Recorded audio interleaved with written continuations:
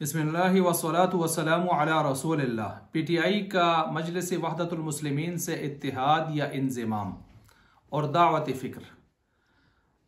मेरा मकसद किसी भी पार्टी, तंजीम या किसी भी शख्स की दिल आज़ारी नहीं है, लेकिन हक़ और हक़ के इजहार के लिए और बातिल के इब्ताल के लिए, इस्लाम और मुल्क पाकिस्तान के दिफा के लिए बात करनी ज़रूरी है। इस वजह से मैंने इस मौजू पर मुनासिब समझा कि बात हो जाए।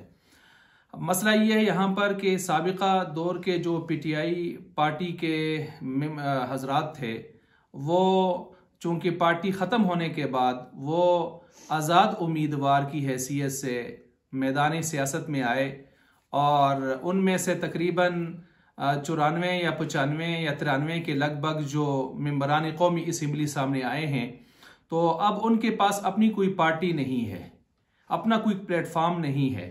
अब उनको किसी न किसी रजिस्टर्ड पार्टी के अंदर जाना था। चुनाचे उन्होंने विफाक में और पंजाब में और KPK का भी सुन रहे हैं कि वो जमातुल मजलिस वहदतुल मुस्लिमीन, जो एक शिया जमात है, अहले तशय्युअ की जमात है, रजिस्टर्ड जमात, उसके अंदर ये जा रहे हैं या जा चुके हैं। अब यहाँ पर दो बातें हैं। एक तो जब हम उनसे कहते हैं कि भाई आप ये बहुत ही ज़्यादा गलत कर रहे हैं कि आपको मजलिस वहदतुल मुस्लिमीन में कम से कम नहीं जाना चाहिए, तो वो कुछ आगे से हटदर्मी करते हुए कहते हैं कि देखें पीछे मुत्तहिदा मजलिस अमल के अंदर वहाँ मौलाना फजल रहमान साहब ने भी जिन पार्टियों से इत्तिहाद किया था, उन पार्टियों में एक अहले तशय्युअ भी थे, तो क्या वहाँ पर जायज़ था इत्तिहाद और अब नाजायज़ हो गया है? तो इसलिए इस मौजू के हवाले से मैं थोड़ी सी तफसीलन गुफ्तगू करूँगा और यहाँ पर दो बातें फिर बड़ी ख़ास सामने आएंगी। नंबर एक, क्या ये जो पीटीआई वाले जो करने जा रहे हैं या कर चुके हैं मजलिस वहदतुल मुस्लिमीन से, क्या ये इत्तिहाद है या ये इंज़िमाम है, और इत्तिहाद और इंज़िमाम में क्या फ़र्क है? इसके साथ साथ मजलिस अमल ने जो अपने दौर में अहले तशय्युअ से सियासी इत्तिहाद किया था, क्या वो इत्तिहाद था या इंज़िमाम था? इन दोनों बातों पर मैं इंशाअल्लाह तबसरा करूँगा। और दूसरी बात जो है वो ये है कि मजलिस वहदतुल मुस्लिमीन का तारुफ क्या है, क्यों एतराज़ किया जाता है कि इनके साथ शमूलियत या इंज़िमाम तो होना ही नहीं चाहिए, इत्तिहाद भी सियासी इनके साथ नहीं होना चाहिए, क्या वजह है? पहली बात यह है, क्या ये इत्तिहाद है या इंज़िमाम है जो पीटीआई वाले कर चुके हैं? याद रखें, सबसे पहले हमें इत्तिहाद और इंज़िमाम का मफहूम समझना होगा। इत्तिहाद, इसका मादा है वहद, और अहद ये फिर बन जाता है और ये मादा इसका बन जाता है, और बाब इफ्तिआल से, यानी ये जो है मस्दर का सीगा है। इंज़िमाम ये बाब इन्फ़िआल से मस्दर है और इसका मादा ज़म है, मिलाना किसी चीज़ को, गुल मिल जाना, मिल जाना। इत्तिहाद का मतलब होता है एक हो जाना, एक प्लेटफॉर्म पे खड़े हो जाना। अब इसके साथ साथ इत्तिहाद का मफहूम यूं निकलता है कि अपनी ज़ाती हैसियत को, अपने वजूद को, अपनी शनाख्त को, अपनी पार्टी को, अपने प्लेटफॉर्म को कायम दायम रखते हुए किसी दूसरे पार्टी के साथ एक मुस्तकिल प्लेटफॉर्म पर इकट्ठे हो जाना, इसको इत्तिहाद कहते हैं। इंज़िमाम का मतलब होता है अपनी ज़ाती हैसियत खोकर, ख़त्म होके, वजूद ख़त्म होके, ज़ाती शनाख्त, ज़ाती पार्टी, अपना प्लेटफॉर्म ख़त्म होके किसी दूसरे के साथ उसी के प्लेटफॉर्म पर जाकर मिल जाना, जम हो जाना और गुम हो जाना उसके अंदर, इसको कहते हैं इंज़िमाम। उम्मीद है कि आप इस तारीफ से और इस मफहूम से, तशरीह से ही आप समझ चुके होंगे कि इत्तिहाद और इंज़िमाम में कितना ज़्यादा फ़र्क होता है। इसकी एक सादा सी मिसाल मैं अपने तौर पर एक दे रहा हूँ ताकि हर आदमी इसको समझ ले, पढ़ा अनपढ़ जो भी हो। मसलन सालन पक रहा है, उसमें गोभी है, गाजर है। गाजर और गोभी का जब सालन पकता है तो दोनों अपना वजूद कायम रखते हैं। चुनाचे सालन पकने के बाद भी हमें गोभी नज़र आती है, गाजर नज़र आती है, और लोग कहते हैं ये गोभी और गाजर का सालन है। लेकिन इसमें एक चीज़ और भी मिलती है, वो क्या है? नमक का सिर्फ जायका महसूस होता है, लेकिन नमक का कोई वजूद वहां पर नहीं होता। आप अलग से नमक का वजूद ना देख सकते हैं, ना बता सकते हैं, ना दिखा सकते हैं। तो गोया यहाँ पर गाजर और गोभी का जो आपस में मिलना हुआ है, ये इत्तिहाद है। हर एक ने अपनी हैसियत को कायम रखा हुआ है। और दूसरा जो नमक है वो उसका यहाँ पर इंजिमाम है, मिल गया उसके अंदर। अब ये कोई नहीं कहता कि नमक का सालन है, ठीक है, इससे भी आप समझ गए होंगे बात को। अब जब आप इंजिमाम और इत्तिहाद के फर्क को समझ चुके हैं तो अब यहां पर यह बात भी याद रखें कि सियासी इत्तिहाद कुफ्फार के साथ, गैर मुस्लिमों के साथ जायज है चंद शराइत के साथ, लेकिन इंजिमाम उनके साथ करना कतअन नाजायज है, ठीक है।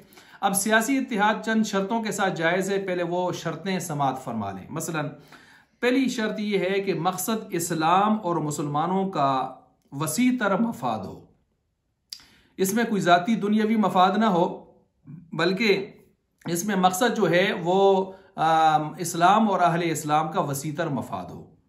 दूसरा ये कि नागुज़ीर सूरत हाल हो, यानी इस बज़ाहिर इत्तिहाद के बगैर इस्लाम और मुसलमानों का नुकसान नजर आता हो या खातिर ख्वाह फायदा नजर ना आता हो। नंबर 3, सुप्रीम अथॉरिटी वो हत्तल इम्कान मुसलमानों के पास, मुसलमानों के लीडर के पास होनी चाहिए। नंबर 4, इत्तिहाद करने वाला मुसलमान जो लीडर और मेंबरान और काबीना हैं वो दीनी उलूम से वाकिफ हों, माहिर हों। वजह यह है कि बवक्त ज़रूरत ये अपने मजहब का, अपने मसलक का दिफा कर सकें, तहफ़्फ़ुज़ कर सकें, जाहिल मुतलक ना हो बिल्कुल। नंबर 5, इस इत्तिहाद के पीछे पेशगी कोशिशें कुफ्फार की तरफ से जो है ना हो। मतलब ये नहीं है कि कुफ्फार इसमें दाई बने हों और वो कहते हों, क्योंकि जब वो बनेंगे तो बदनीयती पर आएंगे, मज़मूम मकासद की तकमील के लिए आएंगे और शामिल करेंगे अपने साथ। तो एक तो ये। नंबर 6 है बाज़ हज़रात के यहाँ ये कुफ्फार मुर्तद्दीन ना हो, जिंदीकीन ना हो, हरबीयून ना हो, जंगजू ना हो, जिंदीक ना हो और मुर्तद ना हो। अब देखें यहाँ पर ये मैंने 6 शर्तें बयान कर दी हैं। अब इसके साथ ये भी सुने कि आप अलैहिस्सलाम का सियासी इत्तिहाद मसलन यहूदियों से जो हुआ था मिसाक़ मदीना, वहाँ भी देखें ये सारी शर्तें आपको नजर आएंगी और उसमें भी सुप्रीम अथॉरिटी किसके पास थी? आप अलैहिस्सलाम के पास थी। या मुशरिकीन मक्का से सुलह हुदैबिया में आप अलैहिस्सलाम का इत्तिहाद हुआ था वहाँ पर, तो उसको भी देख लें आप। अच्छा, जब आपने ये चीज़ें समाअत फरमा ली, अब आइए मजलिस अमल का इत्तिहाद पहले देखते हैं और फिर उसके बाद PTI वालों का सिलसिला भी हम देखते हैं। मजलिस अमल वाला जो सिलसिला था, अगर उस पर हम गौर करें, इसके साथ साथ मैं ये भी बयान करूँगा कि मजलिस वहदतुल मुस्लिमीन का तारुफ क्या है, वो भी साथ साथ चलता रहेगा। अब सुने, ये जो मुत्तहिदा मजलिस अमल बनी थी, इसमें इत्तिहाद था, इंज़िमाम नहीं था। अब मैं इसकी वजूहात बता रहा हूँ। मसलन आप नंबर 1, मुत्तहिदा मजलिस अमल में तमाम जितनी भी जमातें आई थीं, चाहे देवबंदी थीं, बरेलवी थीं, जमात इस्लामी थे या अहले हदीस थे या जाफरी शिया अहले तशय्युअ आए थे, ये सारे के सारे अपने प्लेटफार्म को कायम रखते हुए एक अलग से प्लेटफार्म मुत्तहिदा मजलिस अमल के अंदर उस प्लेटफार्म पर ये इकट्ठे हुए थे। हालांकि इनकी अपनी हैसियतें, अपना मसलक, अपने सारा कुछ सिलसिला जो है सेटअप अपनी जगह कायम था, लेकिन ये जो है पाकिस्तान में दीनी एतबार से, चूंकि मजहबी एतबार से लोग इन सब को एक मजहबी ग्रोह समझते हैं, तो ये मजहबी ग्रोहों का बज़ाहिर एक इज्तिमा था। इसमें कतई नज़र इसके कि इसका नाम ये रखा गया है कि मुत्तहिदा मजलिस अमल, मुत्तहिदा मजलिस अमल यहाँ पर इसका नाम रखा गया है। मजलिस मोमिनीन या मजलिस मुस्लिमीन ये नहीं कहा गया इसको। आई बात समझ कि सारे इसमें मुसलमान हैं। अच्छा, एक बात। दूसरी बात यहाँ पर ये है, यानी इनका प्लेटफार्म अपने ज़ाती कायम थे और अलग से एक प्लेटफार्म पर ये इकट्ठे हो गए थे, मुत्तहिदा मजलिस अमल के प्लेटफार्म पर। दूसरा ये कि यहाँ पर मुहर्रिक जो थे, दाई जो थे, वो जमीयत उलमा इस्लाम थे, मौलाना फजल रहमान साहब थे। इन्होंने सबको इकट्ठा किया था और यहाँ कुफार की तरफ से तदाई या दावत या दाई वो नहीं बने थे। नंबर 3, इस्लाम और मुसलमानों के वसी तर मफाद के तहत ये इकट्ठा किया था इन्होंने, क्योंकि लोगों के यहाँ आमतौर पर यह था कि देखें जी ये तो फ़िरका हैं और ये कैसे इकट्ठे हो सकते हैं, कैसे जो है सियासत कर सकते हैं। तो इस कंसेप्ट को भी, इस तस्वर को भी उन्होंने यहाँ पर उनके ख़त्म किया था, और ताकि ये बताया जाए कि फ़िरका परस्ती का जो ताना तुम देते हो, हम उसको भी यूँ ख़त्म कर सकते हैं। अच्छा, नंबर 4, इसके जो सदर थे वो हम मौलाना फजल रहमान साहब रहे और कुछ अरसा के लिए काजी हुसैन अहमद साहब भी इसके सरपरस्त रहे। ठीक है, गोया सुप्रीम अथॉरिटी सुन्नियों के पास, मुसलमानों के पास थी। नंबर 5 वो ये कि इस 5 साल, इनका जो 5 साल दौर है उसमें कोई भी खिलाफ शरअ कोई ऐसा काम नहीं हुआ कि जिससे अहले तशय्युअ को कोई ख़ास उनका अपना ज़ाती मज़हब के एतबार से कोई फ़ायदा अलग से हुआ हो या उन्होंने कोई फ़ायदा लिए हों। आप एक फ़ायदा भी नहीं दिखा सकते। अच्छा, नंबर 6, इसी तरह इन तमाम जमातों के जो मुत्तफ़क़ा तहरीरी मुआहदा था, अगर आप उसको ही देख लें, आज भी सोशल मीडिया पे वो फिर रहा है, वो बिल्कुल क्लियर वाज़े है। उस पर क्या है, उस पर आपको नज़र आएगा कि 1973 का जो आइन है उसको सब मानेंगे, उसके मुताबिक कोशिश करेंगे, पाबंद होंगे। कुरान और सुन्नत, जो सुन्नियों का कुरान और सुन्नियों के जो अहादीस हैं उसके मुताबिक सब कारबंद होंगे। सुन्नियों को जो सियासत्ता वगैरह बाकी किताबें हैं, ठीक है, उन्हीं का जिक्र है। इसके साथ साथ उसमें यह भी जिक्र है कि सहाबा इकराम के नामूस, उम्मतुल मोमिनीन, अहले बैत, इन सब का तक़द्दुस कायम रखा जाएगा। यहाँ तक कि उसमें अमीर मुआविया रज़ियल्लाहु अन्हु जैसी शख्सियत का भी जिक्र है कि इन जैसे सहाबा भी जो है उनके तक़द्दुस को भी बाकायदा कायम रखा जाएगा। और ये सारी चीज़ें उसके अंदर डालकर फिर दस्तखत लिए थे। वहाँ पर आप देख सकते हैं उसको, तहरीरी मुआहदे को मौलाना फजल रहमान साहब के दस्तखत हैं, मौलाना सिमुल हक साहब के दस्तखत हैं, उधर से जमात इस्लामी के काजी हुसैन अहमद साहब के, बरेलवी हजरात के शाह अहमद दुरानी साहब के, और अहले तशय्युअ के साजिद नकवी के, और अहले हदीस के प्रोफेसर साजिद मीर साहब के, और बाकी इस तरह के जितने हजरात हैं इनकी तरफ से उनके अंदर क्या हैं, दस्तखत मौजूद हैं। अच्छा, इसके साथ साथ ये भी याद रखें कि नंबर 7 वो इत्तिहाद जो हुआ था वो अहले तशय्युअ के एक सियासी ग्रुप से जो मिल्लत फ़िक़्ह जाफरी के तौर पर मुतारफ था, साजिद नकवी जिसका बड़ा था, उससे हुआ था। और उस वक़्त ये जाफरी जो मिल्लत जाफरिया थे जिनका इत्तिहाद हुआ था, वो सियासी बुनियादों पर इन तमाम मंशूर के अंदर लिखी हुई बातों का पाबंद था। अपनी तरफ से कोई इजाफी बात अपने मज़हब के मुताबिक वो नहीं मनवा सकता था, वो पाबंद था इन चीज़ों को मानने का।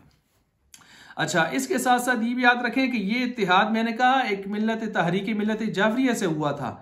ये जो आज इत्तिहाद ऐसे नहीं है जैसे आज हो रहा है कि एक कलादम दहशतगर्द किस्म की जो तंजीम थी सिपाही मोहम्मद, जिसको कलादम किया गया और फिर नया नाम उसका मजलिस वहदतुल मुस्लिमीन रखा गया, राजा नासिर अब्बास जिसका सरबराह है, और इस पर दहशतगर्दी के बहुत सारे सबूत मौजूद हैं, अंबार मौजूद हैं, जिनके हाथों पर सैकड़ों हज़ारों पाकिस्तानी उलमा और अहले इस्लाम का खून मौजूद है। शाम और इराक और यमन के मजलूम सुन्नियों का खून ज़ियारात के नाम पर जाकर जो खून करते हैं वो मौजूद है। फातमियून, ज़ैनबून वगैरह के जो ग्रुप्स हैं, असल महवर, हेड क्वार्टर, ये हेड क्वार्टर है उसके लिए। हिजबुल्लाह जैसी जो तंजीम है दहशतगर्द कातिल ग्रुप, उसकी ये एक ज़ेली शाख है। तो आप देखें, इसके साथ तो इत्तिहाद नहीं हुआ था, इसके साथ तो इत्तिहाद नहीं हुआ था। अच्छा, ये इत्तिहाद की मिसाल आप इस तरह भी समझें जिस तरह हमारे यहाँ जो 5 मकातिब फ़िक्र के मदारिस हैं, मसलन आप देखें देवबंद के मकातिब जो है मकतब फ़िक्र देवबंद, उनके मदारिस हैं, बरेलवी मकतब फ़िक्र हैं, अहले हदीस हैं, जमात इस्लामी हैं। तो इनके जो, और इसके साथ साथ जो अलग से एक मज़हब का सिलसिला है अहले तशय्युअ का, उनके मदारिस हैं।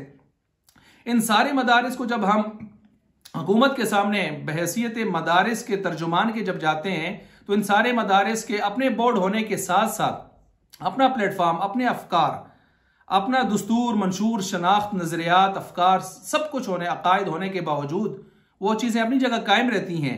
लेकिन फिर इनका एक अलग से भी सबका बोर्ड है और उसको कहते हैं इत्तिहाद तंजीमात मदारिस दीनिया। तो क्या वहाँ पर भी कहा जाएगा कि सारे एक ही रंग में रल गए? नहीं।